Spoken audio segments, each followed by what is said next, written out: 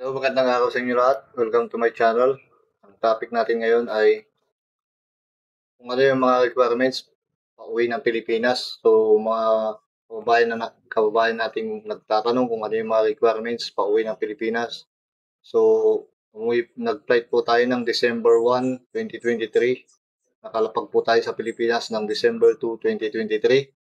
So, ituturo ko po ngayon yung mga requirements pauwi ng Pilipinas at pabalik ng bansa na pinagtatrabahuan natin.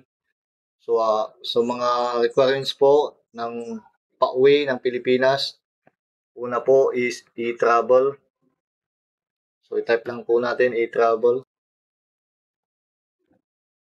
e-travel.gov.ph. So ito po siya, e-travel.gov.ph. I-click nyo lang po yan.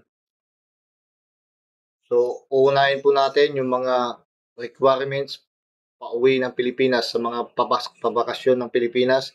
Ito po yung requirements pauwi ng Pilipinas. So e-travel po, kumpitin nyo lang po ito.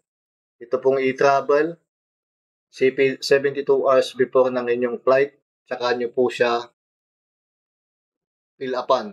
So, example lang po, kung ang inyong flight ay December 5, ang oras ay alas 8 ng gabi, December 5, alas 8 ng gabi. Kunwari, example lang po, ang inyong flight, pauwi ng Pilipinas ay December 5, alas 8 ng gabi. So, pwede nyo fill upan ito ng December 2 ng alas 9 ng gabi. December 2 ng alas 9 ng gabi or December 2 ng alas 10, alas 11 ng gabi. Pwede nyo lang gawin po ito. So, una, e-travel. Pangalawa, siyempre yung plane ticket nyo. Yung ticket nyo po, kung round trip ticket man yan or exit kayo,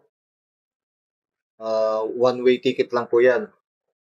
Pangatlo, exit re-entry visa. Pang-apat, ang inyong valid passport. Dapat dala nyo yung apat na yan.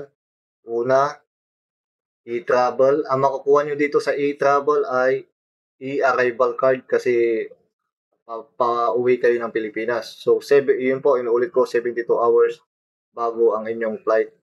So, isisend nila yan sa inyong email. Pag okay na kayo, i-type nyo lang yung email niya dito. Tapos, continue nyo.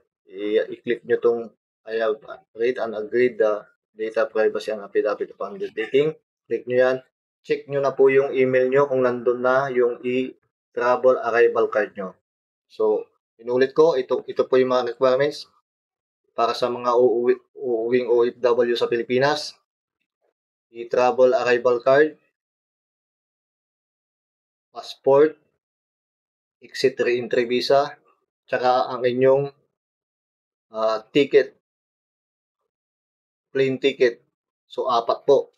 So, yun po yung mga requirements pauwi ng Pilipinas. So, ang next naman nating topic ay yung pabalik ng bansa na pupuntahan natin.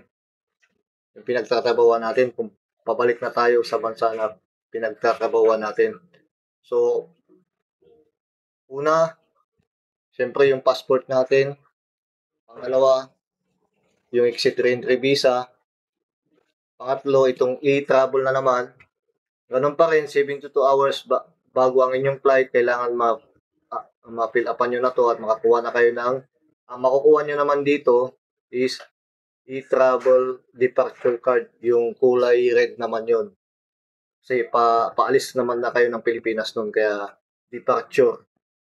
E-travel departure ang makukuha nyo rito. Tapos, ang isa pa is yung OEC.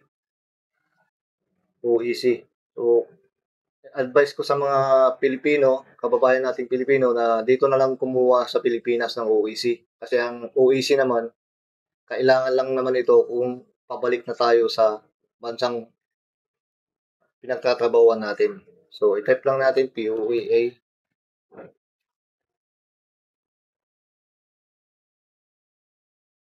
Yan. Click nyo lang yan, DM Online. So, POEA Online Service. So, inuulit ko po, pagpapalik naman na tayo sa bansang pinagtatrabahuan natin, una, passport. Pangalawa, plane ticket. Pangatlo, exit re-entry visa. Pang-apat, e-travel. Ang makukuha nyo naman sa e-travel ay departure kasi paalis na kayo ng Pilipinas, pabalik kayo ng bansa na pinagtatrabahuan nyo. Pang-lima, yung OEC. So, ang OEC po ay may validation na 60 days. So, may validation po yung OEC natin na 60 days. So, dumating ako ng Pilipinas December 2 na. So, December 11 ngayon, kumuha na po ako kasi ang balik ko naman ng ibang bansa ay January 15, 2024. So, valid pa po yung aking kinuha ngayong OEC. 60 days naman yung expiration nun. So, sana naintindihan nyo at sana nakatulong sa inyo. So, yun po ang mga requirements pauwi ng Pilipinas at pabalik ng bansa na pupuntahan nyo. Pagpauwi ng Pilipinas, uulitin ko lang po, pagpauwi ng Pilipinas, passport, ang inyong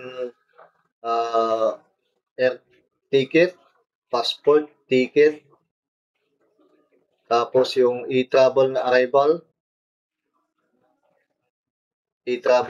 tapos yung inyong exit re-entry visa. Pagpabalik naman,